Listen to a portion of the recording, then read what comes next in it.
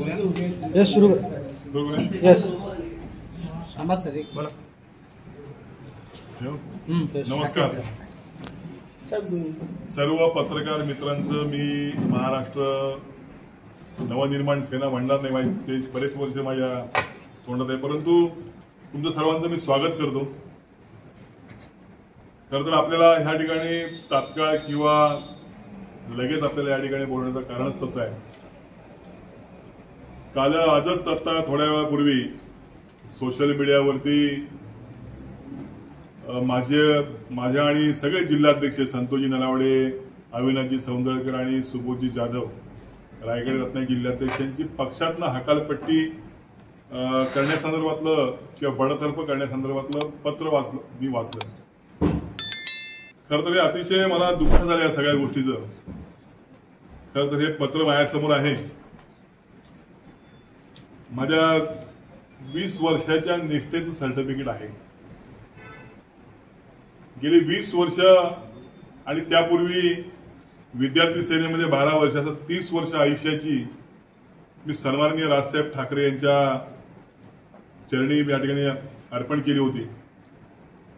आणि अनेक आंदोलनं असतील, अनेक मोर्चे असतील, अनेक जेलवारे असतील, या संदर्भात मी सातत्यानं अग्रेसर राहिलेला किंवा त्या संदर्भात मी रस्त्यावरती उतरलेलो आहे। पक्षाला देखील सातत्यानं यश मिळवून देण्याचा माझा या रत्नागिरी जिल्ह्यामध्ये किंवा कोकणामध्ये प्रयत्न राहिला आहे। या कोकणामध्ये पक्षाची बीजं मी प्रत्येक घरात रुजवलेली आहेत। खेड नगरपालिका सातत्यानं 15 वर्ष महाराष्ट्र नवनिर्माण सेनेकडे राहिलेली आहे। जनतेतनं थेट नगराध्यक्ष देखील निवडून महाराष्ट्र नवनिर्माण सेनेचा आलेला आहे। पंचायत समितीचे सदस्य महाराष्ट्र नवनिर्माण सेनेचे सदस्य निवडून आलेले आहेत। दापोली नगरपंचायतीमधले नगरसेवक देखील महाराष्ट्र नवनिर्माण सेनेचे निवडून आलेले होते। चिपळूण नगरपालिकेमध्ये देखील महाराष्ट्र नवनिर्माण सेनेचा झेंडा त्याकडे रोवला गेलेला आहे। आणि सातत्यानं या रत्नागिरी जिल्ह्यामध्ये पर्यायाने कोकणामध्ये संघटन वाढवण्याचा मी प्रयत्न केलेला आहे। पक्ष म्हणून या कोकणावरती आलेले संकट असतील किंवा या कोकणावरती झालेले आघात असतील, या संदर्भात मी सतत लोकांशी जोडून राहिलेलो आहे। कोरोना महामारीमध्ये राजसाहेबांना आदर्श वाटेल असं काम मी या कोकणामध्ये लॉकडाऊनच्या कालखंडामध्ये जीवाची पर्वा न करता केलेलं आहे। याची कोकणची जनता साक्षी आहे। आणि म्हणून या सगळ्या लोकसेवेच्या माध्यमातून पक्ष तळागाळापर्यंत जावा, पक्ष रुजावा आणि या ठिकाणी महाराष्ट्र नवनिर्माण सेनेचा आमदार निवडून यावा, ही भूमिका माझी होती। खरं तर माझ्या ह्या आजच्या बडतर्फीचं मी जर कारण मीमांसा मी जर केली तर मला असं कळलं की मी भाजपाच्या काही लोकांना, नेत्यांना मी भेटत होतो आणि म्हणून माझा पक्षप्रवेश त्या पक्षात होतो काय अशा पद्धतीची काही भावना निर्माण झाली आणि मग त्याच्या अनुषंगाने माझी हकालपट्टी झालेली आहे। खरं तर असा कोणताही हेतू माझ्या मनात नव्हता। मी काल या कोकणाचे आपले मंत्री नितेशजी राणे यांच्याकडे भेटलो, हे सत्य आहे। त्याला कारणही तसंच आहे। आमच्या पुण्यामधले माझे सहकारी गणेशजी पाटील तिथल्या राजकीय परिस्थितीमुळे त्यांची तडीपारी काढलेली होती। त्याला तडीपारी ह्या गणेश उत्सवामध्ये करणार होते, त्याला जेलमध्ये टाकणार होते। ती तडीपारी रद्द करण्यासंदर्भात मी आदरणीय नितेशजी राणे यांची भेट घेतली। त्यांनी तात्काळ तिथल्या एसपीला आणि आयजीला फोन लावून ही तडीपारी थांबवा अशा पद्धतीचं त्यांना विनंती केली किंवा सांगितलं आणि आज त्यांची तडीपारी थांबलेली आहे। हे गणेशजी पाटील यांना देखील विचारू शकता। आणि अशी अनेक कामं जी मंत्रालय स्तरावरती असतात ती पक्षाची सत्ता नसल्या कारणाने त्या खात्याच्या मंत्र्यांना भेटावं आणि आपल्या पक्षाचं काम करावं, ही भूमिका माझी सातत्याने राहिलेली आहे। आणि म्हणून मी अनेक कार्यकर्त्यांना परस्पर त्या ठिकाणी घेत जाऊन तिथली कामं करून घेतलेली आहेत। मी विकास कामासंदर्भात ज्या वेळेला आपल्या नगरपालिका होत्या त्यावेळेला तिथल्या नागरिकांच्या संदर्भातल्या विकास कामाच्या काही योजना होत्या या संदर्भात सातत्यानं मंत्रालयामध्ये भेटत राहिलेलो आहे. कारण ही एकमेव अशी आपली नगरपालिका होती ती विरोधामध्ये होती, सत्तेमध्ये नव्हती. आणि म्हणून आपल्या लोकांशी आपला वास्ता असल्या कारणाने किंवा लोकांशी आपला शब्द असल्या कारणाने तो विकास होणं महत्वाचं असल्या कारणाने सत्ता देणं भेटणं अपेक्षित होतं. आणि म्हणून त्या ठिकाणी मी भेटत होतो. मला वाटतं या संदर्भातच गैरसमज निर्माण झाले असावेत असं मला वाटतं. आणि म्हणून गेल्या 2 महिन्यापासून मी ह्या सगळ्या गोष्टीचा खुलासा करण्यासंदर्भात सन्माननीय राजसाहेब यांची भेट मागवत होतो. मी पक्षातल्या अनेक नेत्यांना मी माझा फोन केला, अनेक नेत्यांना भेटलो आणि मी विनंती करत होतो, अर्जव करत होतो, त्यांना सांगत होतो की मला राजसाहेबांची मला भेट घालून द्या. परंतु गेल्या 2 महिन्यामध्ये मला या ठिकाणी भेट मिळाली नाही. हे माझ्यासारख्या कार्यकर्त्याचं दुर्दैव आहे असं मी समजतो. आणि म्हणून या कोकणामध्ये अनेक समस्या असताना त्याचा खुलासा व्हायला पाहिजे, काही मनात शंका असतील तर दूर व्हायला पाहिजे. आणि म्हणून या सगळ्या बाबतीमध्ये या ज्या पत्रावर जे 2 आमचे नेते आहेत, संदीपजी देशपांडे आणि आमचे अविनाशजी जाधव, यांच्याकडेच माझे सातत्याने माझी भेटीसाठी मी जात होतो. ते देखील प्रयत्न करत होते, त्यांना देखील त्या प्रयत्नाने यश येत नव्हतं. कदाचित साहेब तुला मेळाव्याला भेटतील अशा पद्धतीने सांगितलं तरी देखील मी वाट पाहिली, परंतु आज तागायत त्या ठिकाणी त्याला यश आलं नाही. हे माझं दुर्दैव आहे. परंतु मला वाटतं साहेबांनी ते पत्र काढलेलं आहे, साहेबांच्या स्वाक्षरात असतं तर हे बरं वाटलं नसतं, परंतु ते साहेबांनी काढलं अशा पद्धतीचं माझ्या मनात झालं असतं. परंतु त्यामध्ये उल्लेख आहे की पक्षाच्या धोरणासंदर्भात उल्लंघन केलं. तर मला अजून कळत नाही की पक्षविरोधी काय भूमिका घेतली, त्या पक्षविरोधात मी काय काम केलं. मी कुठल्याही पक्षाच्या धोरणाविरोधात किंवा पक्षाच्या चौकटी बाहेर मी कधी काम केलं असं मला वाटत नाही, किंवा तसं मला केलेलं मला असं माझ्या कधीही माझ्या मनामध्ये नव्हतं. माझा प्रवास हा शिवसेना ते महाराष्ट्र नवनिर्माण सेना 30 वर्षाचा आहे. आणि उल्लंघन केलं तर मी मगाशी म्हटल्याप्रमाणे उल्लंघन काय केलं मी पक्ष वळवण्यासाठी 2-2 मंत्र्यांना अंगावरती घेतलं, त्यांच्याशी वैर पत्करलं, जेलवाण्या पत्करल्या. मला या ठिकाणी मला नगरपालिकेत नगराध्यक्ष असताना 6 वर्षासाठी मला निलंबित केलं. हे महाराष्ट्र नवनिर्माण सेनेचं असल्यामुळेच या ठिकाणी मला निलंबित केलं गेलं. आज देखील मला नगरपालिकेची निवडणूक लढता येऊ शकत नाही, ते कोर्टात प्रकरण आहे. परंतु माझं राजकीय नुकसान, माझं कौटुंबिक नुकसान, माझं व्यावसायिक नुकसान हे करत असताना देखील फक्त एक उराशी ध्येय होतं की हा पक्ष कोकणात वाढावा, कारण हा कोकण हा कायमस्वरूपी ठाकरेंच्या पाठी राहिलेला होता. आणि म्हणून मला वाटत होतं की बाळासाहेबांनंतरची माझी जी काही संघटना आहे ती संघटना या कोकणामध्ये यश प्राप्त करेल, त्यासाठी माझी धडपड होती. मला वाटतं ही धडपड माझी अर्धवट राहिली. माझ्या रेल्वेचं इंजिन या ठिकाणी थांबलं असं मला या ठिकाणी वाटतंय. हे दुःख या ठिकाणी सांगण्यासाठी मी आज आपल्याला सर्वांना बोलवलेली आहे. खरं तर मला साहेबांना सांगणं की साहेब आपण खूप घाई केलीत या संदर्भात. तुमचा विश्वासाचा शिलेदार आज अशा पद्धतीची पत्रकार परिषद घ्यावी लागते.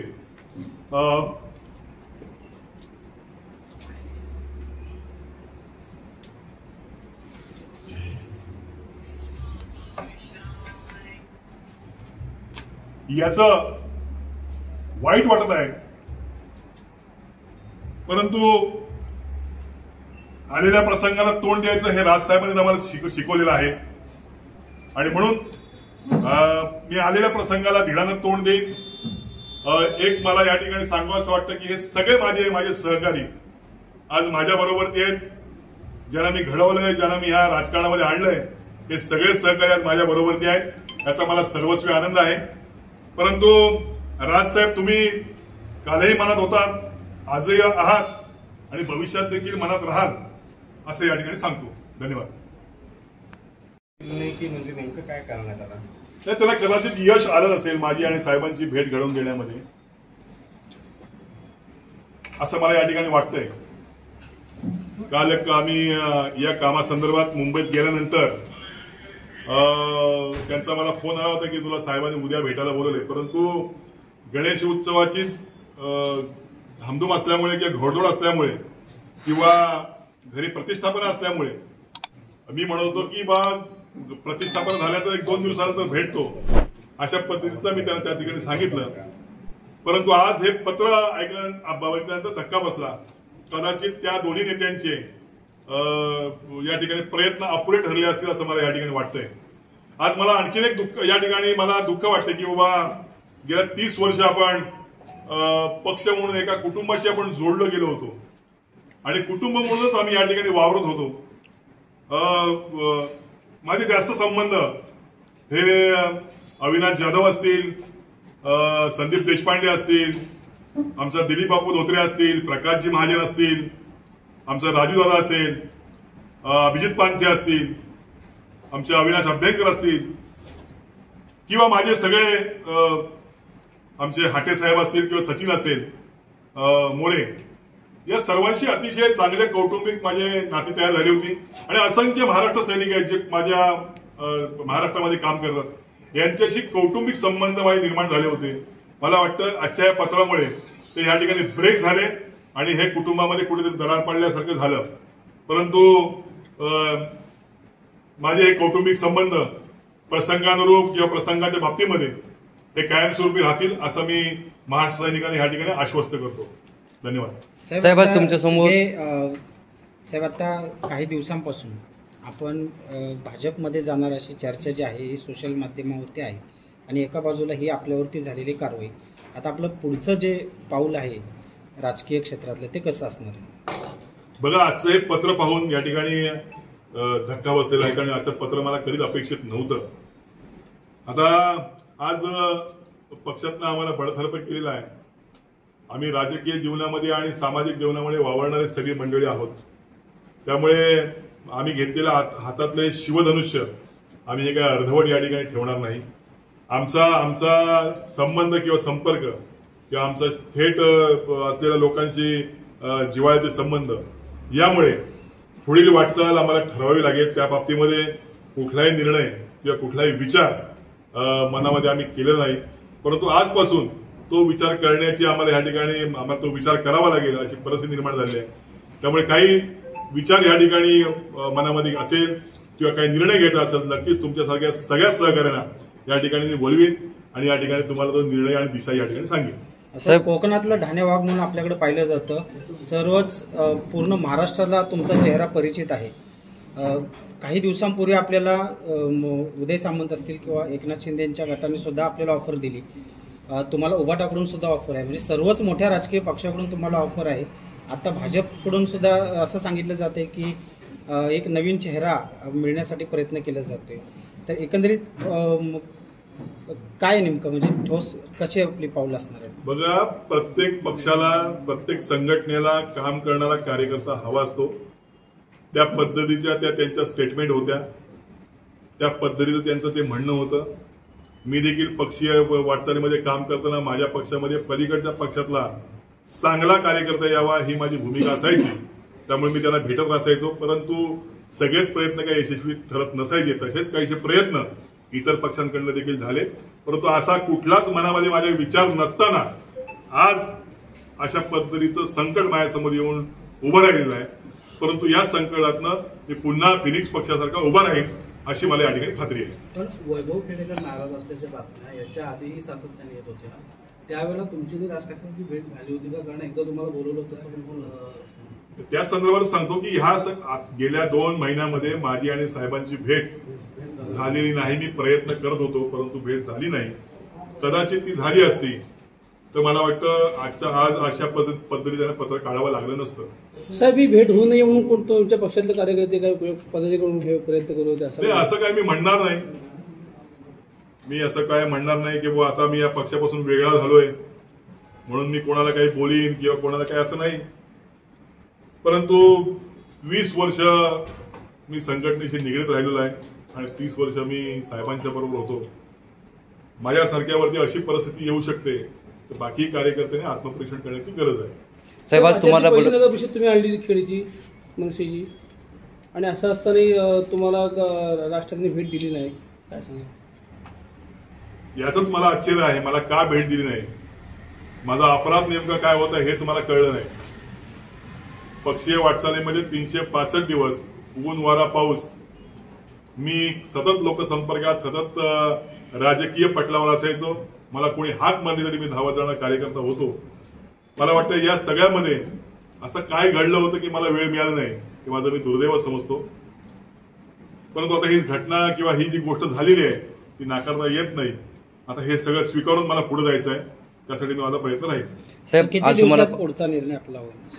ते असं काय सांगतात, गणेशोत्सवाची धामधूम आहे, गणपती विराजमानात होत आहेत आणि मला वाटतं गणपतीचा सगळा उत्सव एवढी काही घाई नाही आहे. माझे सगळे कार्यकर्ते माझ्या बरोबर ते आहेत, अशी कुठलीही घाई नाही मला की इतर पक्षात जाऊन काय मला काय मिळवायचं आहे. मी संघर्ष करणारा कार्यकर्ता आहे, त्यामुळे योग्य वेळेची मी वाट पाहिजे असं आपल्याला सांगतो. साहेब, आज तुम्हाला बडतर्फ करण्यात आलंय, पदाधिकाऱ्यांच्या आणि तुमच्या कार्यकर्त्यांच्या भावना काय आहेत? त्यांनी त्यांच्या पदांचे राजीनामे दिलेत का? आता आमचे सगळे पदाधिकारी त्यांच्या इच्छेप्रमाणे, यांना कोणाला काय आम्ही जबरदस्ती करत नाही किंवा कोणाला काय बोलून सांगत नाहीये, पण ज्याला प्रत्येकाला वाटतंय ते आता राजीनामे देत आहेत आणि ते त्यांचा निर्णय घ्यायला सक्षम आहेत. साधारण किती पदाधिकाऱ्यांनी राजीनामे दिलेत किंवा नाही आता देतील ते, म्हणजे असं आज काय सलन काय काय नाही, ते आता देतील. ही प्रोसेस आहे, लॉंग प्रोसेस आहे. सर, तुम्ही तुमच्या पदाधिकारी कार्यकर्त्यांची बैठक का बोलवणार होता? हो, होणार ना, बैठक होणार, सगळं होणार, मेळावा होणार, सगळं होणार. माझे कार्यकर्ते माझ्या बरोबर आहेत, हे सगळं आपल्या समोर असेल आणि निश्चित हे सगळ्या गोष्टी होतील. मनसेमध्ये तुम्ही अगदी स्थापनेपासून काम करताय. राज ठाकरेंचे कट्टर समर्थक किंवा कोकणामध्ये मनसेचा चेहरा अशी तुमची ओळख होती. मग तुम्हाला ह्या वाटचालीमध्ये अचानक असा थांबा पक्षश्रेष्ठींनी जो दिलाय तो त्या संदर्भामध्ये यापूर्वी कोणत्या नेत्याकडनं तुम्हाला काही समजलं होतं की अशा प्रकारे तुमच्यावर कारवाई होऊ शकते? नाही, असं कुठल्याच नेत्याकडनं काही कारवाई होईल वगैरे अशा पद्धतीचं काही वातावरण नव्हतं, कारण मी त्या सर्कलमध्ये होतो. म्हणजे असं माझ्या आयुष्यामध्ये असं काय घटना घडेल अशा पद्धतीने कधी विचारही केला नव्हता. म्हणजे आज हे पत्र पडल्यानंतर मला सोशल मीडियावरनं माझ्या अनेक सहकार्याने मला फोन केला की हे कसं काय झालं. म्हटलं मीच अचंबित आहे की बा हे कसं झालं. आता ते झालंय ते झालंय, तर स्वीकारलं तर आपल्याला पाहिजे आणि पुढे गेलं पाहिजे. परंतु असं काही मला यापूर्वी काय सांगितलं गेलं होतं किंवा अशा पद्धतीची काही चर्चा झाली होती असं काही झालेलं नाही. यापूर्वी मनसेचे नेते प्रकाश महाजन यांनी काही बाबतीमध्ये नाराजी व्यक्त केली होती, पक्षाच्या ध्येय धोरणांच्या संदर्भामध्ये असेल तर तुम्हाला असं वाटतं का की मनसेमध्ये काहीतरी निर्णय पातळीवर काही गडबड होते? नाही, आता कसं आहे बघा, ते मोठे वरिष्ठ नेते आहेत, ते प्रवक्ते आहेत, त्यांनी काय बोललं हा त्यांचा विषय राहिला. पण तो त्यांनी नंतर अमितजी ठाकरे त्यांना भेटले, त्यांच्या शंकेचं निरसन झालं आणि त्या पद्धतीने काही सूचना त्यांना मिळाल्या, त्या पद्धतीने पुन्हा त्या पद्धतीने ते वावरायला लागले. मला वाटतं अशा पद्धतीच्या चर्चा आणि अशा पद्धतीचे संवाद हे पक्षामध्ये व्हायला पाहिजे आणि ते जर संवाद झाले तर पक्षामधलं वातावरण अतिशय चांगलं राहतं आणि अशा पद्धतीचं काही म्हणजे अशा पद्धतीचे काही निर्णय घ्यावे लागत नाही असं मला वाटतं. मला वाटतं इथून पुढे आता पक्षामध्ये सुधारणा होती. बडतर्फीचं पत्र तुम्हाला आता सोशल मीडियावरून मिळालंय की थेट पक्षाकडून? नाही, मला आता सोशल मीडियावर मिळालं. या संदर्भामध्ये पत्र ज्यावेळेला तुम्हाला समजलं, कार्यकर्त्यांचे पदाधिकाऱ्यांचे फोन यायला लागले, त्यानंतर तुम्ही काही राज ठाकरेंशी थेट संपर्क साधण्याचा प्रयत्न केलाय? नाही, राजसाहेब ठाकरेंचा आमच्याकडे काही नंबर नाही. आमच्याकडे एक असा नंबर आहे की ज्याच्यावरती आम्ही SMS करू शकतो. परंतु जर का अशा पद्धतीचं हे जर फेक पत्र असतं तर पहिल्या फळीतल्या आमच्यावरच्या नेत्यांनी मला सांगितलं असतं की ते पत्र फेक आहे. परंतु अशा कुठल्याही नेत्याचं काही मला फोन आला नाही किंवा हे फेक पत्र, त्यामुळे हे पत्र खरं आहे असं समजायला काही हरकत आहे. MNS अधिकृत वरती हे पत्र टाकलेलं आहे, त्यामुळे हे पत्र फेक असू शकत नाही, त्यामुळे हे पत्र खरं आहे. या पत्राच्या व्हायरल झाल्यानंतर आपल्याकडे दुसऱ्या राजकीय पक्षाकडून कोणती काही चर्चा? राजकीय जीवनामध्ये माझे जे मित्र आहेत त्यांचे अनेकांचे मला फोन आले आणि आम्ही या कोकणामध्ये आमचे जे सगळेच आमदार आहेत किंवा सगळेच सहकारी आहेत एकमेकांच्या सुखदुःखात आम्ही बरोबर असतो. त्याच पद्धतीने त्यांनी मला फोन करून धीर दिला सर्वांनी की बाबा म्हणजे आमदार शेखर निकम असतील, प्रथमतः मला नितेशजी राणेंचा फोन आला, त्यानंतर मला संजयराव कदमांचा फोन आला, त्यानंतर मला शेखरजी निकमांचा फोन आला आणि असंख्य फोन मला आले. काही भाजपच्या सगळ्या पदाधिकाऱ्यांचे मला फोन आले. तर त्यांनी म्हणजे एक मला एक धीर देण्याचा त्या सगळ्या लोकांनी प्रयत्न केलेला आहे. मी त्याचं ऋणी राहीन. आणि राजकारणामधलं असं चांगलं वातावरण हे कोकणामध्येच पाहायला मिळतं. त्यामुळे निश्चित या सर्वांचं बळ घेऊन, शाब्दिक बळ घेऊन निश्चित मी पुढे जाण्याचा प्रयत्न करेन. अशाच नवनवीन घडामोडी पाहण्यासाठी 24 न्यूज चॅनलला आत्ताच सबस्क्राईब करा, शेअर करा आणि बेल आयकॉनला प्रेस करायला विसरू नका. आणि हो, तुमची प्रतिक्रिया देखील कॉमेंट बॉक्समध्ये नोंदवा.